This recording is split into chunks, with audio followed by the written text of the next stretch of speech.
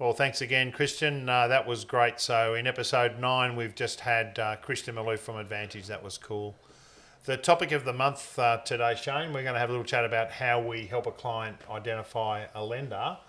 And let's just talk about some of the factors in that. And I guess it starts with, I'll generally have a chat with the client, do a bit of a fact-finding process of understanding the situation and what are some of the big takeouts. So maybe we'll pick a few topics one at a time as to how that unfolds. Yeah, so I guess when you're talking to a client, finding out what is important to them is probably the key before we can sort of look at what's a good solution. Yep. So yeah, you're chatting to them, aren't you, about types of loans, about what their goals and objectives are. So what are they looking to do? Are they looking to pay it down quickly? Are they looking to sort of have certainty for a long period of time? Those sorts of things are probably the first part of the conversation. Some are now cash flow. Quite commonly these days, we've got about 40% fixed rate loans, which is much higher than historically. So current cash flow can be a big topic.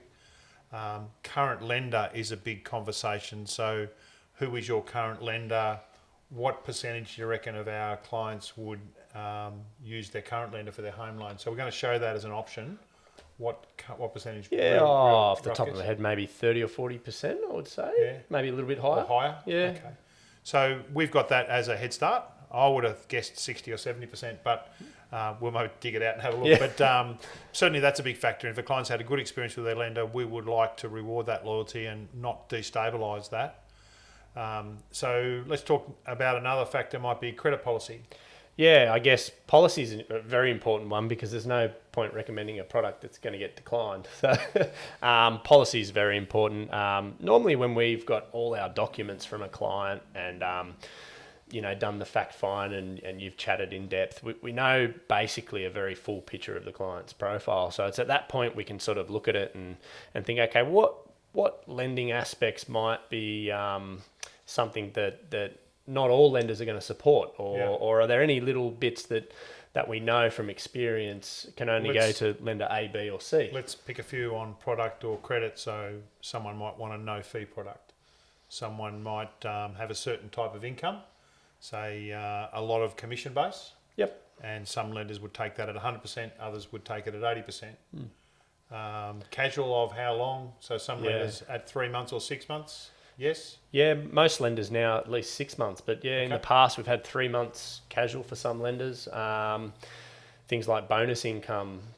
Most lenders will want 2 years history. There is one lender that takes the most recent year's bonus income. So if how much they're looking to borrow is an important factor, then that comes into it as well. Yeah, those sorts of things. So the calculators might vary by 10%, as much as that? Yeah, or more, just depending on if you've got a big bonus and it's accepted at one bank but not at all at another, or if you've got 9 months casual and you need 12 months, well, all that income goes out the door if it's not accepted. So, one we've been working on where a client has a current loan and is now buying an investment property. Yep. And the lending capacity of lenders for that new loan, that investment property loan, would vary enormously. Varies a lot because the lenders will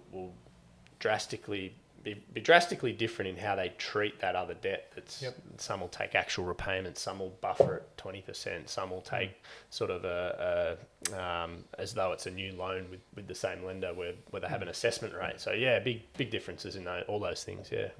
Probation. So someone who's just started a job, or they've gone from one job to another with or without probation.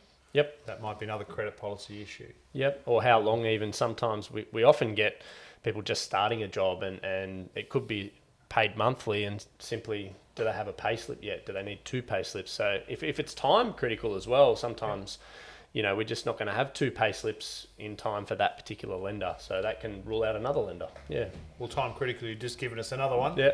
So some lenders we heard in the earlier session, I thought Christian was very decent in not pointing out, particularly major lenders, 2, 3, 4 weeks for assessment times right now.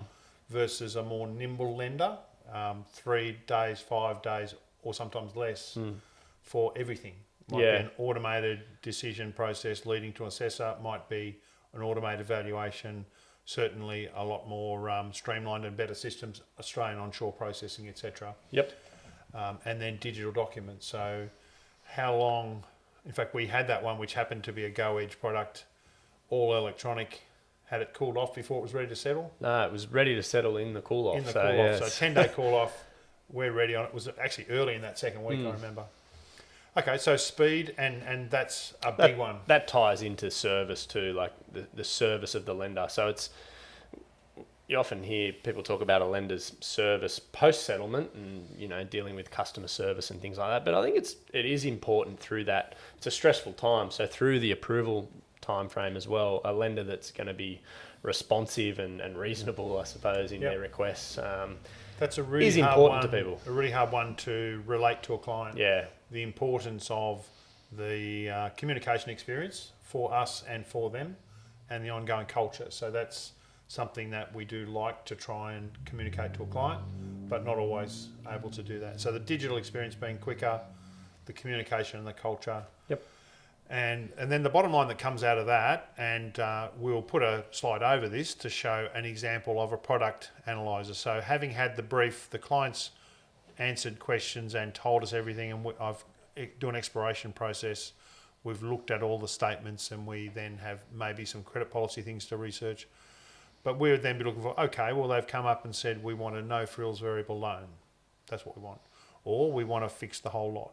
Or we want to have a bit of both. We would or we wouldn't like a major bank. We would or we wouldn't want to use our current lender. And then I would come up with, and Shane and I bounce together, recommendations that look like what's on your screen now. That says, okay, well, your current bank we'll do a CBA one. A lot of our younger customers are CBA.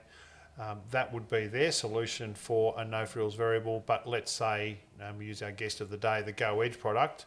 They would happen to have in that product, if you didn't want frills and bits, as we talked about earlier, here's the rate, here's the fees, etc., and we stack them up. And we'll show something else on the same sort of example. Yeah, and Anything else you think well, of? I think if it is a package loan, for instance, we'll then go away and do pricing and sort of. We do have, doing quite a few loans. You get an idea for which types of loans are going to price well at different lenders, whether that's borrowing 70% or less, or whatever it might be, the loan sizes, things like that. We sort of have a reasonable idea of how the lenders that require pricing, how they're going to price, and I guess we go away and do that and try and sort of see what we can come up with. So constantly running those models, trying to stay alert to how much to ask without being greedy, but getting everything. Yep. And those package loans was referred to in the earlier session, but often are $395 per year versus the no frills type loan, which might be better on price but lower on features. Do they need those features? I think that's probably given it good justice. Anything else big that jumps at you? No, just that. It's a bit of a process, I suppose. Like when you combine on balance all the things you have to come up with a recommendation, and I think getting to know what the customer really wants is the key to getting them a good outcome, I suppose, and getting the full picture. It's great when we can get the client, when we get a full picture, we can get a better result for people. Yeah, so often 2 or 3 conversations. We don't mind 2 or 3 meetings. We like it that style to get a really good, strong picture and communicate on issues, explore issues, and then come up with recommendations. So, that's quite a big thing to get to a recommendation, and some people find that, most people love it. Some people find that takes a while, but... I suppose, too, the other topic on that is that the best interest duty that's come in has meant that we then document all that to the client. So it's a good thing from that perspective that we can sort of show the customer, okay, well, this is what you sort of asked for, and this is our recommendation, and this is exactly why. So, whether it be rate, policy, capacity, all those things get sent to them in a document that outlines exactly why we got to that recommendation. Yeah, which is a cracking example. They get the game plan that is a moment in time, a thorough assessment of what we worked through, and we can reconsider in the future if things change. All right, I think that's great. So I'd call that a wrap for this session for Home Loan Hacks episode 9. If you've made it this far, thanks for listening to the whole lot, and have a great month. It's been a treat to be with you. Thanks, Shane. Thanks, Martin. Cheers all.